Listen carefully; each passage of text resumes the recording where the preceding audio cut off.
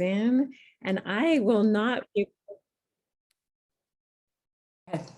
I won't see any of the chat responses, so Susan's going to help out with that when things are going into the chat. We will begin. If you are not yet muted, if you could do that, that will support everyone in being able to receive all of the content. So welcome to part one of our new series. We have a three-part series on considerations for navigating a move. So today we'll provide a high-level overview of 8 different senior living options and share tips, 10 tips for making decisions about which ones may be right for you. And then next week we'll focus on strategies for dealing with our stuff, deciding what to keep and what to let go of. And on the 19th, we'll learn more about the concept of virtual villages, which are social safety nets designed to help seniors thrive wherever they choose to live.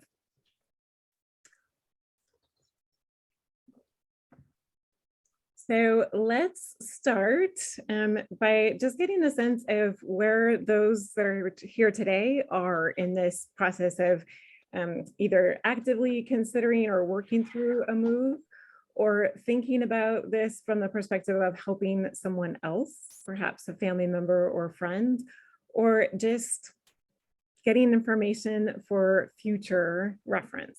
So if you would put into the chat kind of where you're at in this topic of conversation, we'd like to know what your interest is today. Looks like we have some folks actively considering for themselves in the future, for mom, for family, actively considering, sounds like for self, for a relative and for future. Me and my husband, maybe in 5 years, says one of our members, family member and future reference, and actively considering for self. Okay, so kind of all over the board. Hopefully we will be able to support each of you a little bit today.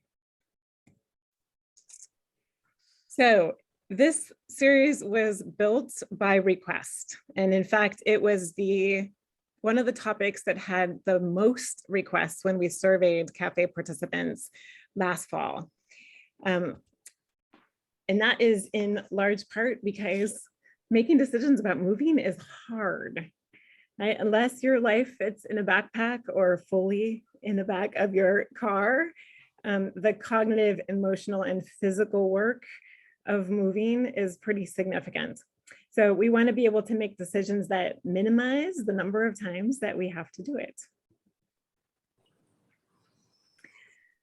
There may be some people in the room that actually like moving. I have heard that there are people like that that exist in the world.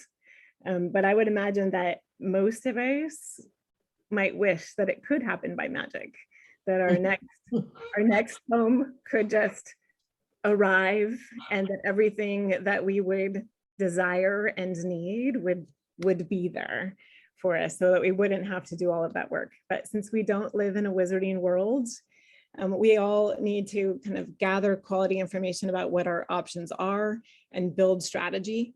And whether you need to move now or you're just thinking about what this would look like for the future, creating a plan now will make it a much less headache later. So today we're going to look at 8 different senior living options and can begin to think about which of them might sound right for you. So we'll talk about staying put, downsizing to a smaller place, home sharing, active adult independent living, village networks, assisted living, skilled nursing, and continuing care retirement communities, or CCRCs.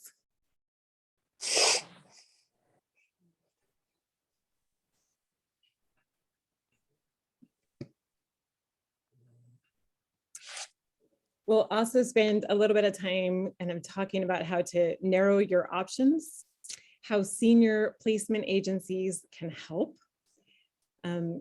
the intentionality of visits to facilities that you may be considering, either first visits or subsequent visits, to ensure that you get the information that you really need.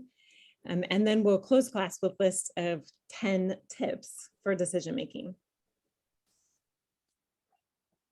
So staying put is an option for some. Many more people are choosing to try to age in place for as long as they can. So if your current home suits you, stay there for as long as you can. You can hire help to come in and supplement your abilities. Consider some adaptive remodeling or selecting new furniture that allows you to continue to live the way that you want. Refitting with ramps or handrails can be an option, but note that those modifications can reduce the value of your home. And for some, living alone may not feel like a good option. That can be lonely. So staying put for some, perfect for others. They're eager to look at other options. Downsizing is a second option, downsizing to a smaller place if you no longer need all of the space that you once did. That could look like a condo, a room or a suite in another family member's home, or an accessory dwelling unit. And one of the benefits of making such a move is that someone else will likely be doing a lot of the work that you once were, shoveling snow, mowing the lawn, perhaps even unclogging the kitchen sink. How much you downsize might be variable depending on whether you're moving in the same neighborhood or same city, or you're thinking about moving all the way across the country. Downsizing to the degree that is going to make it both the move easy, the travel easy, and the moving into the new place.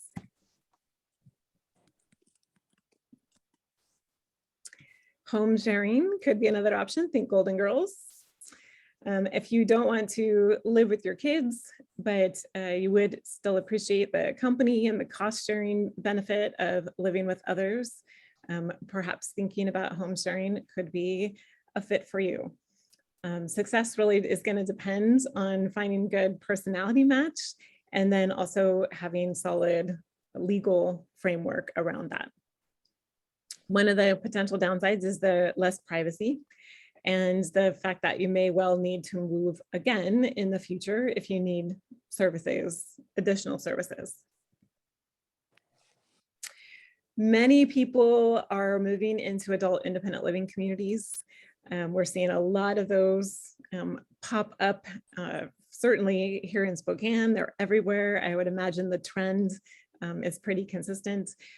A lot of people are finding that they enjoy the sense of community in these places. Many of them are gated. There's a high sense of safety. It can continue to live independently while still developing companionship and participating in a wide range of activities. Village networks, we're going to spend a lot of time on in 2 weeks, but essentially those are nonprofit organizations that provide services to people, enabling them to stay in their homes, or if they do need to make another move, to be able to do that in the best way possible. Assisted living could be an option for folks who need some support, but not the kind of round-the-clock medical care that would require being in a skilled nursing facility. So that could look like activities of daily living, support with getting dressed or bathed or housework, or it could look like some support with medicine. And assisted living facilities vary widely, but many of them provide some meals and a variety of activities and additional services. And then we move into higher levels of care. So nursing homes and skilled nursing communities is really for those who need pretty round the clock care, but don't necessarily need to be in a hospital. So they can be quite expensive, but often less expensive than having that same care delivered in your home. And finally, CCRCs, or continuing care retirement communities, are communities that offer graduated care. So you may move into them while you're still able to live fully independently, and then transition into their assisted living supports, perhaps at some point transfer into skilled nursing, or into a memory care unit, but it's all housed in one place. So people that want to be able to make one big move and then continue through their aging process in place, this could be a good option. Some CCRCs charge a joining fee when you first come into the community, and others operate simply on a monthly rental basis. Activities are available on premises, as well as that graduated level of care and meals.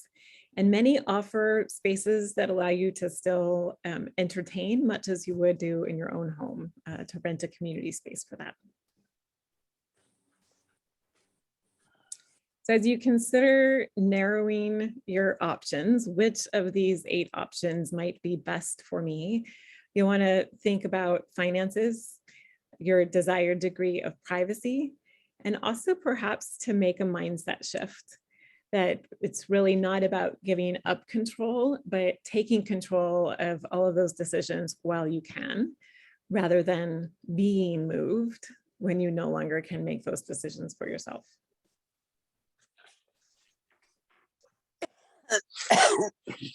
Senior placement agencies are often free services in communities where the staff can function kind of like a college admission counselor. They can help you narrow down those choices and work with you to determine what's going to be a good match. For this to work well for you, you'll want to research agencies, look at their customer ratings, and also try to pick one that works with as many communities as possible. If you find an agency that is really focused on working with one or a few communities, it is possible that they are funded by those communities and therefore are channeling you as opposed to providing you with as many options as possible. Many communities offer an open house to get a sense of the community. During this time of COVID, much of that has been limited. It's been a lot harder to see communities, but recognize that an open house is a very controlled environment. So if you do get an initial look at a community through an open house, you may not see everything that you would want to see. So consider going back for an individual tour. Try to talk to as many residents as you can, staff, stay for a meal, experience as much of the community as you can.